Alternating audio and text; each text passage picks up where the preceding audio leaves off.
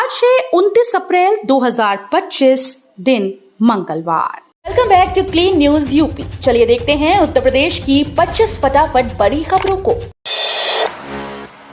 UP सरकार ने जारी की गन्ना सर्वे नीति। 1 मई से शुरू होगा जीपीएस सर्वे। पेराई सत्र 2025-26 के लिए शासन से गन्ना सर्वे नीति जारी कर दी गई। 1 मई से 30 जून तक जीपीएस सर्वे कराया जाएगा। सर्वे टीम के खेत पर पहुंचने की तिथि और टीम इंचार्ज के नाम व मोबाइल नंबर की सूचना एसएमएस के माध्यम से 3 दिन पूर्व किसानों को प्रेषित की जाएगी। महिला ग्राम प्रधानों के पति बेटे अब नहीं कर सकेंगे डिजिटल सिग्नेचर से भुगतान। अब महिला प्रधान के पति या बेटे ग्राम पंचायत के खाते से डिजिटल सिग्नेचर के माध्यम से कोई भी भुगतान नहीं कर पाएंगे। अब कंप्यूटर पर प्रधान के चेहरे का मिलान और पंचायत घर की लोकेशन मिलने पर ग्राम पंचायतों के खातों से भुगतान किया जा सकेगा। वर्तमान में ग्राम पंचायतों के भुगतान के लिए गेटवे प्रणाली लागू है। सीएम योगी आज यूपी के जिले में करेंगे सौगातों की बारिश। मुख्यमंत्री योगी आदित्यनाथ आज को देवरिया के दौरे पर रहेंगे। मुख्यमंत्री योगी आदित्यनाथ आज जिले के देसही विकासखंड के राजकीय महाविद्यालय पीड़िया पार आएंगे।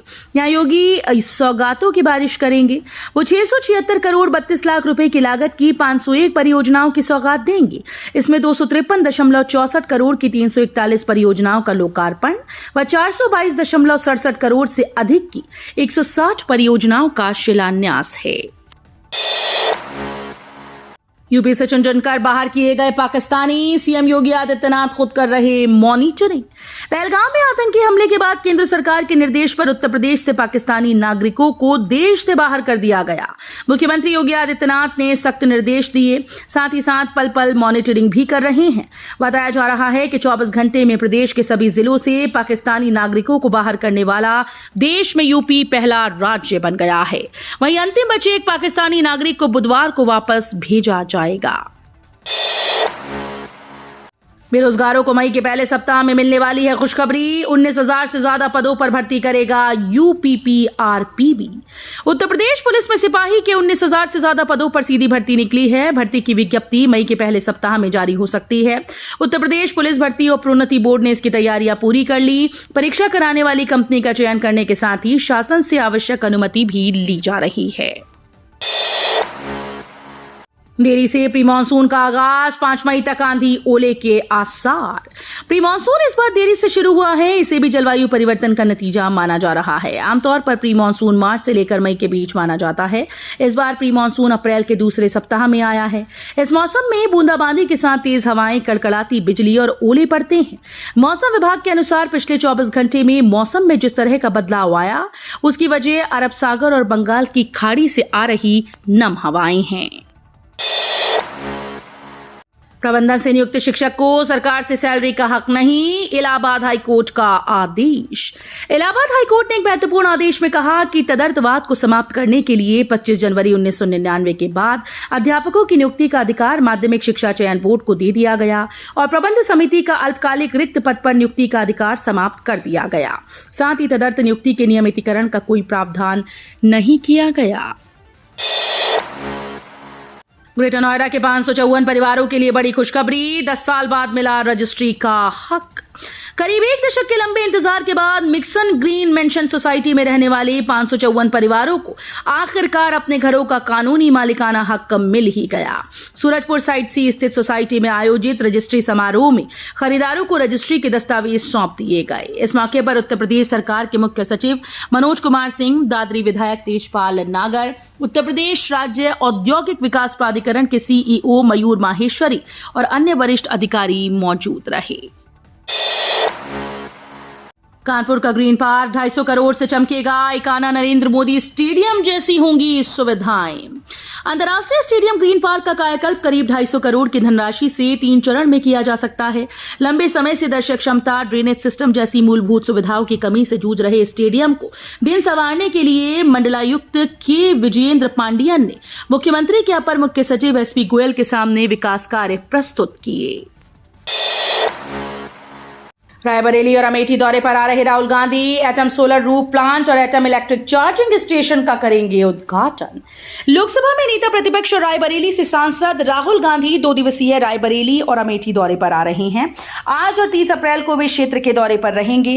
पहले दिन राहुल रायबरेली में 9:30 पर 2 megawatt atom solar roof plant और एटम इलेक्ट्रिक चार्जिंग स्टेशन का उद्घाटन करेंगे। साथ ही विशाखा इंडस्ट्री लिमिटेड कुंदनगंज का भी उद्घाटन करेंगे। इसके बाद वो सिविल लाइंस में नेताजी सुभाष चंद्र बोस की प्रतिमा का अनावरण करेंगी। थानों में अब नहीं चलेगा तू तड़ाक, आम आदमी को मिलेगी इज्जत। नंदग्राम थाने में भाजपा नेता से हुई मारपीट और पुलिस कर्मियों पर कार्रवाई के बाद पुलिस की भाषा और व्यवहार को लेकर नई पहल की गई। पुलिस आयुक्त जे रविंद्र गौड़ के निर्देश पर शिष्टाचार संवाद नीति बनाकर लागू कर दी गई, जिसके तहत अब हर पुलिसकर्मी जनता से सम्मान से पेश आएगा। अब थाने में घुसते ही आपको क्या बात है श्रीमान जी जैसे संबोधन सुनने को मिलेंगे। तू तड़ाक और गुस्से भरे लहजे को समाप्त करने की दिशा में कदम उठाए गए हैं। योगी सरकार की बड़ी कार्रवाई, भारत नेपाल बॉर्डर पर सरकारी जमीन पर बनी 20 मस्जिद मदरसों को किया ध्वस्त। उत्तर प्रदेश में सरकारी जमीन से अतिक्रमण हटाने को लेकर ताबड़तोड़ कार्रवाई चल रही है। राज्य सरकार ने बताया कि उत्तर प्रदेश में भारत नेपाल बॉर्डर के 15 किलोमीटर के दायरे में कम से कम 20 मस्जिद और मदरसों को ध्वस्त किया गया।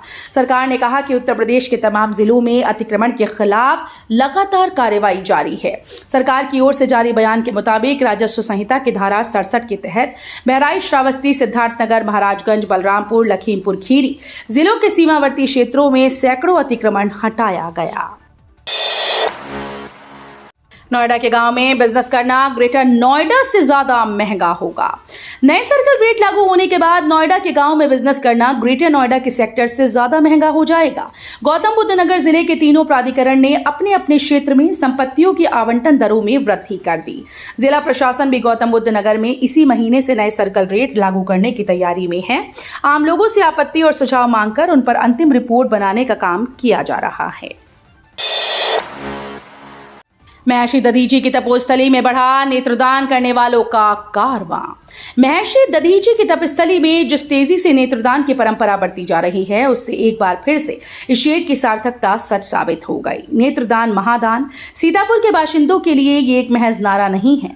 यहाँ के लोग नेत्रदान के महत्व को भलीभांति समझ चुके हैं। यही कारण है कि यहाँ लोगों ने इस अभियान को हाथों हाथ लिया।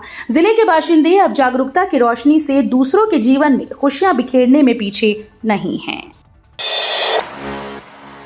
सीएम योगी का सख्त आदेश, जनप्रतिनिधियों के पत्रों की अनदेखी करने वाले अधिकारियों पर होगी कार्रवाई।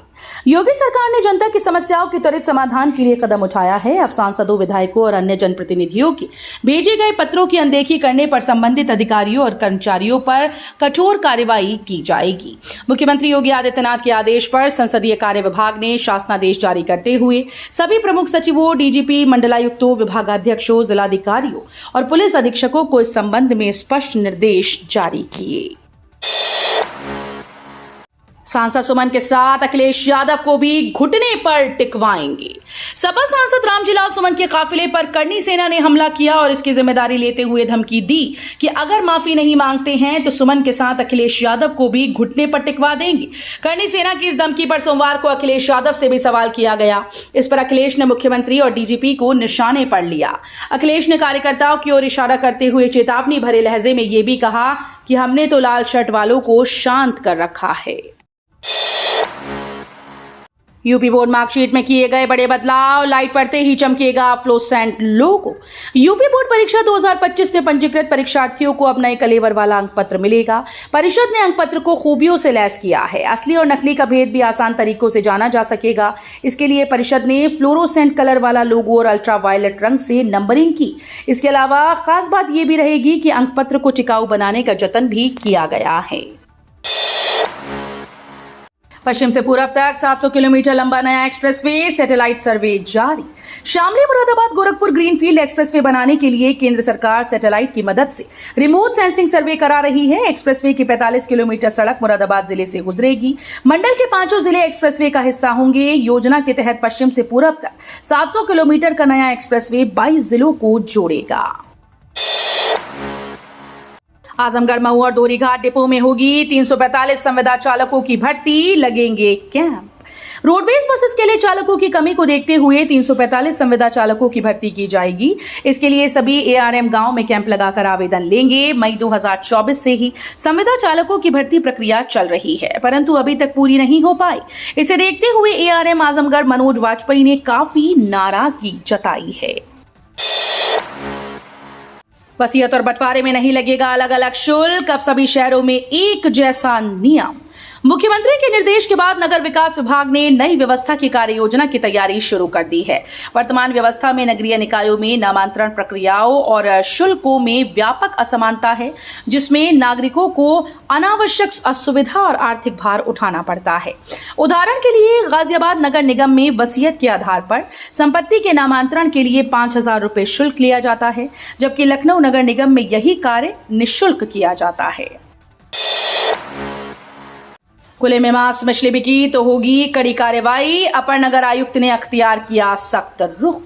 गोरखपुर नगर निगम के अधिकारियों के निरीक्षण में शहर में चल रही मांस मछली की दुकानें अवैध मिली हैं। इन दुकानदारों ने नगर निगम से कोई लाइसेंस नहीं लिया। नगर निगम सख्त रुख अख्तियार करते हुए अब ऐसे दुकानदारों को नोटिस दे रहा है। नगर निगम ने इन दुकानदारों को नोटिस जारी कर कहा कि वे जल्द से जल्द लाइसेंस प्राप्त करें और अपनी दुकानों पर सफाई का ध्यान दें। यूपी के इन 2 जिलों के धार्मिक स्थलों का होगा पर्यटन विकास, महर्षि वेदव्यास की जन्मस्थली भी शामिल। बांदा स्थित ऋषि वेदव्यास की जन्मस्थली के पर्यटन विकास पर 1.27 करोड़ रुपए खर्च किए जाएंगे। पर्यटन विभाग ने इसके लिए परियोजना को मंजूरी दे दी है। इसके साथ जिले के 5 अन्य धार्मिक स्थलों के विकास की परियोजनाओं को भी स्वीकृति मिली है। चित्रकूट में भी 49.92 करोड़ रुपए से पर्यटन विकास के काम होंगे। परियोजना में ग्राम पंचायत लसड़ा बसधरी में स्थित ऋषि वेदव्यास की जन्मस्थली की सुंदरीकरण के साथ पर्यटक सुविधाओं का विकास किया जाएगा। डिफेंस कॉरिडोर मामले में बड़ी कार्रवाई की तैयारी, निलंबित आईएएस समेत अन्य दोषियों से की जाएगी रिकवरी। भटगांव मामले में बड़ी कार्रवाई की तैयारी है। लखनऊ डिफेंस कॉरिडोर में 58 करोड़ रुपए के मुआवजे के खेल में नियुक्त विभाग उन पैसों की रिकवरी की तैयारी में जुट गया है। मामले में तत्कालीन डीएम अभिषेक प्रकाश से रिकवरी करने की तैयारी है। सभी दोषी अधिकारियों पर यह शिकंजा कसने वाला है। इस घोटाले में अभिषेक प्रकाश समेत 16 अधिकारी दोषी हैं। अयोध्या में पहली बार निकलेगा शाही जुलूस, संत करेंगे अगुवाई, हनुमानगढ़ी के गद्दी नशीन करेंगे दर्शन। उत्तर प्रदेश के अयोध्या धाम में एक नया इतिहास रचने की तैयारी है। सदियों पुरानी परंपराओं को पीछे छोड़ते हुए पहली बार अयोध्या की पावन भूमि पर शाही जुलूस निकाला जाएगा। इस ऐतिहासिक जुलूस का नेतृत्व हनुमानगढ़ी के गद्दी नशीन, जिनका जीवन राम भक्ति, सेवा और संघर्ष का जीवंत उदाहरण है, वहां करेंगे। फरीदाबाद टू नोएडा, गाजियाबाद जाना होगा आसान, मंझावली पुल तैयार। यमुना नदी पर मंझावली पुल बनने के बाद अब लोगों को फरीदाबाद नोएडा गाजियाबाद परियोजना पर काम जल्द शुरू होने की उम्मीद है। इस परियोजना की डीपीआर बन चुकी है। केवल सरकार को निर्णय लेना है कि काम कब से शुरू होगा। 4 मई को मुख्यमंत्री नायब सिंह सैनी की अध्यक्षता में होने वाली फरीदाबाद महानगर विकास प्राधिकरण की बैठक में परियोजना के काम पर मुहर लग सकती है। तो ये थी आज की 25 फटाफट बड़ी खबरें। अगर आपको न्यूज पसंद आई हो तो वीडियो को लाइक और शेयर जरूर करें। धन्यवाद।